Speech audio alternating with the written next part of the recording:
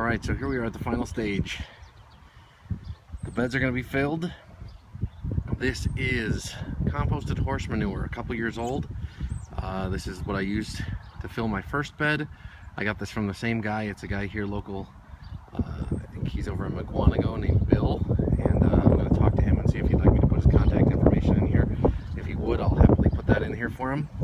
And this stuff's been great for me, and I'm going to show you what I'm going to mix this with. So I mix my compost with vermiculite. This is a big old bag of it. It's a 4 cubic foot bag. I get these from Greenhouse Megastore. Then over here is peat moss that I get from over at Menards is where I got this. So last is the fun part of shoveling and shoveling and shoveling, and I'm going to get that going, and then I'll show you the beds. All right, so all 6 beds are now pretty much half full, and I'm pretty tired. I gotta tell you, shoveling composted horse manure is only so fun. It is not the best part of this project, but now that I've got them about half full, I'm gonna go grab that peat moss and that vermiculite. I'm gonna spread it both on here. Unfortunately, I'm not gonna be able to show you as I do that because I don't have someone else to hold the camera, but I'm gonna spread that on all those beds at once. Then I'm gonna start mixing it all in, top off with more compost, and we'll go from there. All right, so in these beds, you can now see the vermiculite on top. I just sprinkled it on there.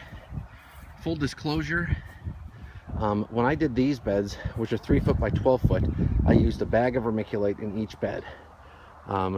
This is the bed that started the earliest, just so that you can get an idea of the productivity that's been doing. So it's been incredibly successful, so I could definitely recommend that. But for this purpose, I actually kind of forgot to order more vermiculite. So I had a bag and a little bit left. One of my bags is flying away, and so then I sprinkle that on there. So these beds are getting about a bag and a little bit. So it'll be interesting to see this year if the less vermiculite makes a big difference. But that is, the ideal would be a lot more vermiculite, but we'll see how this works here. So as you can see, I've got the peat moss now on top. Ideally, you want to do a third, a third, a third. That's what Mel's mix is, and that's an excellent way to go. I probably, in these beds, am lending a little bit more towards half compost and then dividing the rest between peat and vermiculite. I was a little bit closer to a third, a third, a third here, but you know, I kind of like a little bit extra compost. That's just me. So I'm gonna then mix these up and I'll be ready to go. All right, so I'm breathing heavy here, but I got the first wave of peat moss, vermiculite, and compost all mixed in. And this is what you start to get. See this? This is the best stuff in the world. It's like you're making the best potting mix you've ever seen. So what I'm gonna do now is add some more compost to top it off, use the rest of my vermiculite, and it's all gonna get mixed in.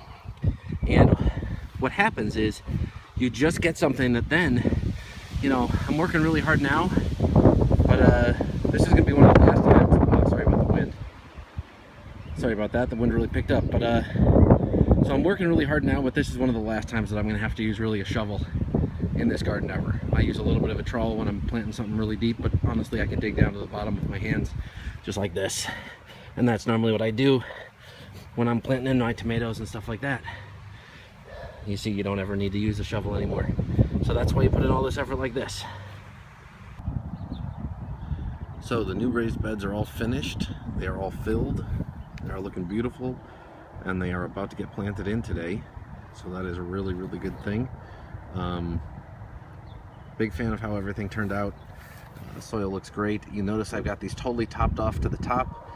That is definitely the way to do it. These will sink.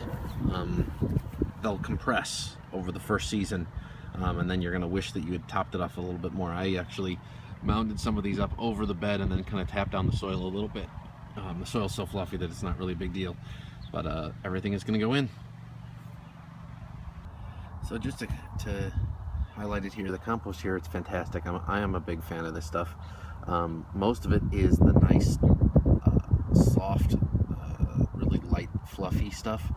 You do occasionally get a big chunk like that, which you kind of just have to break up a little bit. but it's not a big deal to me. Just so that we're being clear here, okay? I don't want people to have the misinterpretation.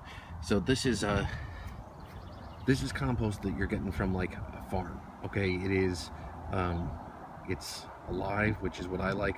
You see stuff flying in it, and it is full of life. You know, I saw a little millipede crawling through it. To me, that is a good thing, because it tells me that there is soil life present, which is really a crucial thing. That's part of really what makes good compost. I know if you're expecting to get something that's like from the big box store, that's been sifted and is fine ground and, you know, etc., and it's all, you know, manicured and sterilized, that's not really what this is. This is really something that is kind of full of life, coming direct from the farm. That is really what I was looking for, and I absolutely recommend that. So that just can help out if anybody is trying to figure out where they're going to source some compost from. I found it to be fantastic. So I hope you enjoyed making some garden beds with me here today. Hopefully you learned something and can do the same sort of thing at your own property.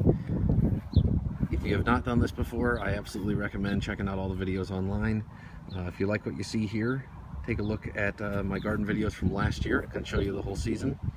And feel free to subscribe and give me a thumbs up. Have an excellent day.